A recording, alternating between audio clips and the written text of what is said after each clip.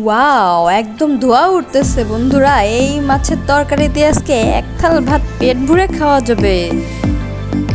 তো চলো বন্ধুরা, দেরি না করেই শুরু করা যাক কিভাবে এই সুন্দর রেসিপিটা আমরা তৈরি করে ফেললাম খুব সহজেই। তো বন্ধুরা দেখো, প্রথমে আমরা ছুরি মাছ কেটে নিচ্ছি। এটা হচ্ছে সমুদ্রের মাছ। তোমরা কেউ এর আগে খেয়েছো কি না কমেন্টে অবশ্যই জানাবা। আমি এর আগে এটা শুটকি ছাড়া এইভাবে এই মাছ খাইনি কখনো তরকারির। তো দেখা যাক আজকে এই তরকারি রান্না করা হবে। সো চলো বন্ধুরা, কিভাবে পুরো রান্নাটা হয় সেই প্রসেসটা আজকে তোমাদেরকে দেখাবো। কাটা থেকে ধোয়া, ভাজা এবং মাছ তরকারি রান্না করা। তো হয়ে গেল আমাদের মাছ কাটা। এখানে দুইটা মাছ আছে। তো দুইটা মাছ আমাদের একটা 70 টাকা আর একটা হচ্ছে 90 টাকা পিস পড়েছে। তো এটা দিয়ে অনায়াসে 2 দিন আমাদের হয়ে গেছে। আমরা হচ্ছে ফ্যামিলি মেম্বার 6 জন। তো দেখো কিভাবে ছোট ছোট করে পিস করে কেটে নেওয়া হচ্ছে। লেজা এখানে কাটলে অনেক ছোট হয়ে যাবে, তাই এটাকে বড়ই রাখা হয়েছে।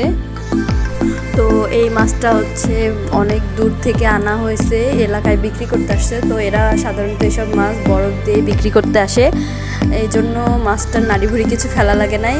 এটা শক্ত ছিল, কেটে তারপরে যখন পানিতে ভিজায় নরম হয়েছে তখন সহজে ধুয়ে ফেলা গেছে।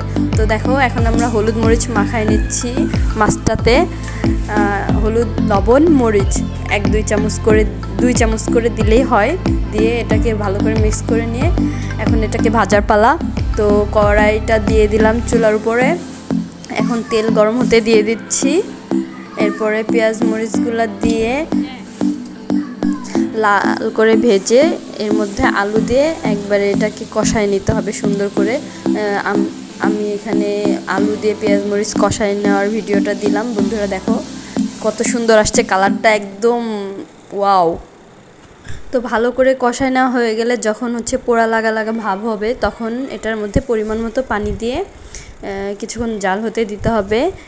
দেন এখানে দেখো কি সুন্দর মাখা মাখা একটা রেসিপি হয়ে গেছে। জাস্ট ওয়াও লাগছে খেতে, যা দারুণ, ওয়াও। সুন্দর সুন্দর ভিডিও পেতে চ্যানেলে সাবস্ক্রাইব করে রাখো আর কমেন্টে জানাও কেমন ভিডিও চাও। ধন্যবাদ ভিডিওটি শেষ পর্যন্ত দেখার জন্য।